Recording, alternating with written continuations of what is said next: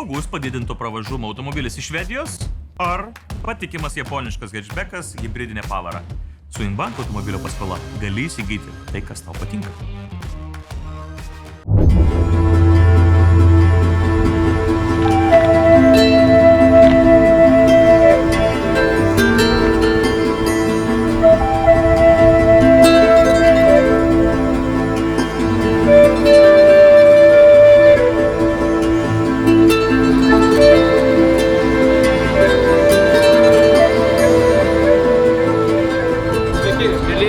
Šiandien turim sausio 15 dieną, maratono pirmoji diena. Išlydėjom iš ryto Benediktą ir dabar tokia pirmoji diena laisvesnė. Atvažiavom į vietinį kaimelį, susipažinti su žmonėmis, su aplinka, su parduotuvėmis. Tai va, turim fainus kolegas ir lauksim, kada iš maratono pravažiuos Benediktas.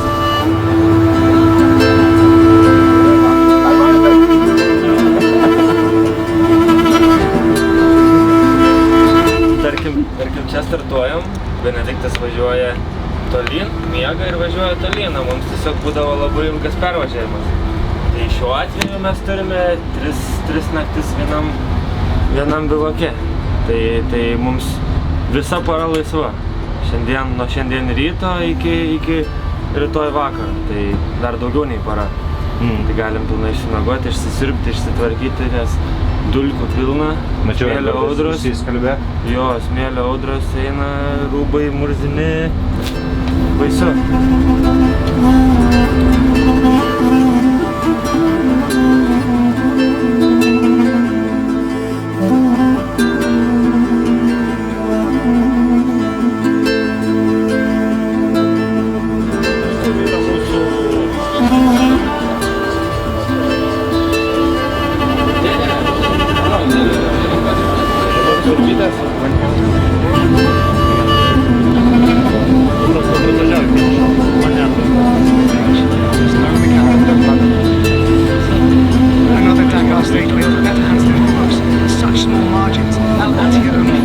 Šitam Dakare tai toks buvo gan keistas jausmas, nes atvykus aš tikėjausi, kad bus panašiai galbūt kaip pernai. Ir pernai mes turėjom tikrai labai daug laisvės ir daug galimybių. Per dieną net gal ir po kelias. O šį kartą taip truputėlį ta laisvė buvo suvaržyta ir galbūt dėl to tie lūkesčiai atrodė gal ir net nepasiteisins.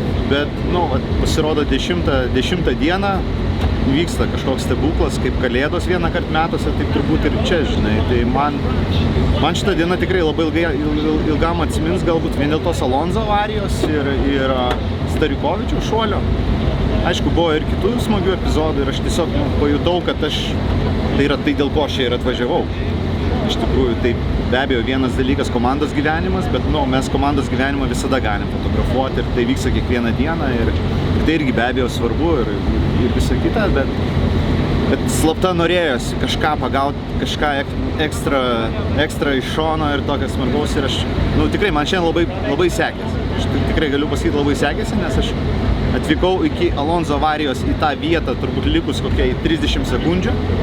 Mane vienas arabas tiesiog pasisiūlė pavežti per dykumą, reiškia, ant slenksčio automobilio. Aš daviau jam fotoaparatą į vidų ir įsikyvo ir laikiausi, žodžiu. Tai jis mane atvežė, paleido, vieną mašiną nuvažiavo ir tada Alonso atvyko ir kažkaip tuo metu viską buvau pasiruošęs, fotoaparatas, nustatymai buvo idealūs, taip kaip reikėjo, reiškia, nuspaudžiu ir pirmą kartą turbūt gyvenime filmavau su fotografuodamas. Su nuotraukom.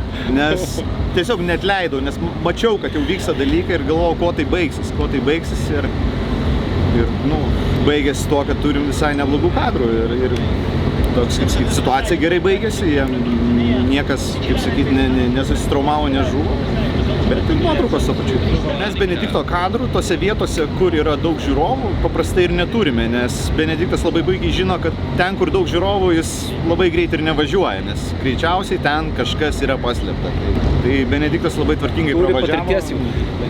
Taip, tai ir mes pavyzdžiui, kai renkamės lokaciją Dakare, tai irgi stengiamės, kad aplink nebūtų daug žmonių, bet jeigu mes kažkur atsistojam, tai tuoj pat po 5 minučių atsiranda šalia 5 automobiliai, pilna pašalinių žiūrovų ir jie galvoja, kad aha, čia medija atsistojo, reiškia, jie žino, ką daro. Ir mes iškart prarandam privatumą ir tuo pačiu, reiškia, visi atvažiuojantis tie lenktynininkai, iš kurių mes tikimės, kad jie parodys šuolį ar efektingai pravažiuos, jie paprastai tada sulėtina ir dažniausiai to baigia. Nu, bet tai čia toks sportas, tokia fotografijos rūšis, tokia dalia. Vidinis bivakas, taip pat atrodo. Ponas Rytis, labai gražus vaizdelis. Dar kažkas, girdžiu, kurmiai puola. Laukiu, kol visi atsikels. Albertas. Albertas. Prabudo tai seniai, bet laukia, kol visi atsikels. Jo, turbūt paskutinį kartą tiek mėgau, kaip buvau studentas gal. 16 valandų. Kažkiek deficito buvo šį Dakarą, bet jau ne tiek daug, kad tiek laiko mėgau. Čia tik aplinkybės leido tai daryti. Tai jo, nesikuklinau, jau nepasikuklinau tikrai. 16 valandų išmiegoti, wow.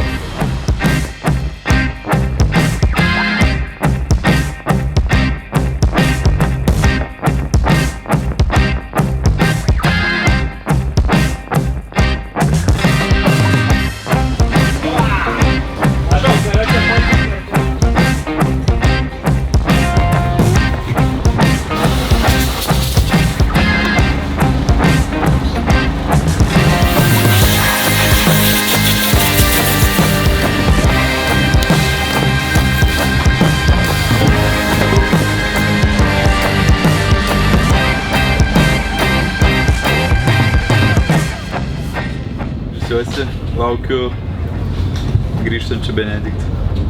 Tada jau bus poilsio, truks ilgam iš principo, tada jau bus Tikėtina, kad jo, kai jau grįžt, tada jau sėsim, dirbsim, darysim darbus gali būt, kad ir iki ryto, žiūrėsim, kiek nukentėjo automobilis, jeigu nukentėjo, jeigu ne, tada trumpiau.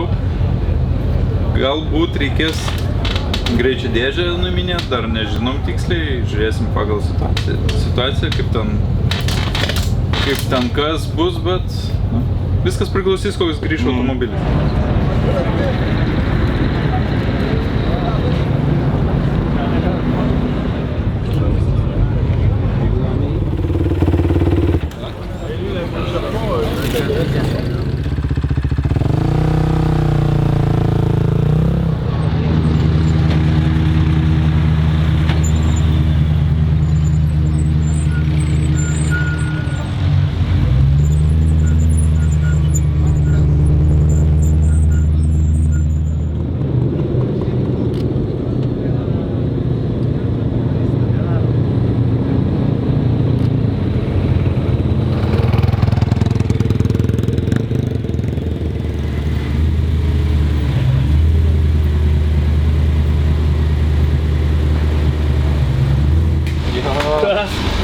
Gal padarėt šiltą vandenį, mat? Kaip noriu dušo, tai paraškiu kas tokio. Padarėm gaivų jau dušo. Pirmieji žodžiai apie šiltą vandenį. Likštynės, prašau, nepadarė. Nu gerai.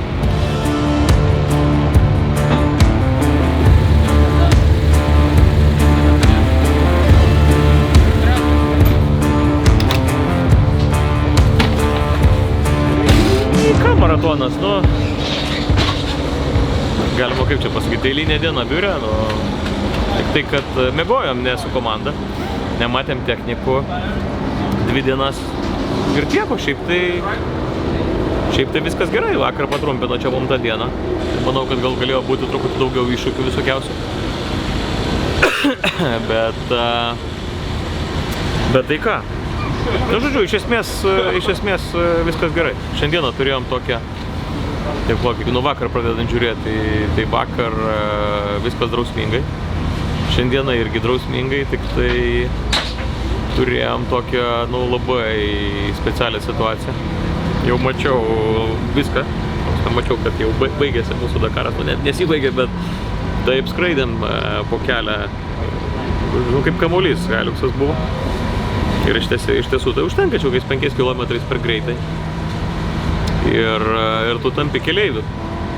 Tai, nu, gal jeigu nieko nebūčiau daręs, tai greičiausiai tada būtų blogai pasibaigę, bet jau ten visais įmanomais dirbau savo visom kompetencijom ir dar turbūt aukščiausiasis truputį patyrė. Tai va, tai numontavom 2 ratus. O šiaip be to, tai viskas gerai. Tokia labai birus buvo smėlis. Ne birus. Bet panašu, kad anam krašte buvo nulyje stipriai ir jisai toksai drėgnas, toks kibus, nežinau, nu, labai sunkiai automobilį buvo važiuoti.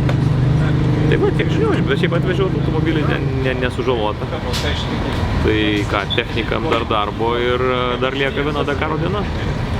Tai kaip sakant, paskutiniam greičio ruožė Dakaro gal neišlošė, bet pralošti galima viską, tai tos išminties dar reikės truputėlį. Kažkaip taip. Right now, the strategy is finished because the car in front of us and the car behind us, we have big gaps, so it's not possible to win positions by driving or normal driving. So we need just to finish and try to see what is coming. We cannot do nothing by ourselves, so just finish. This is our job.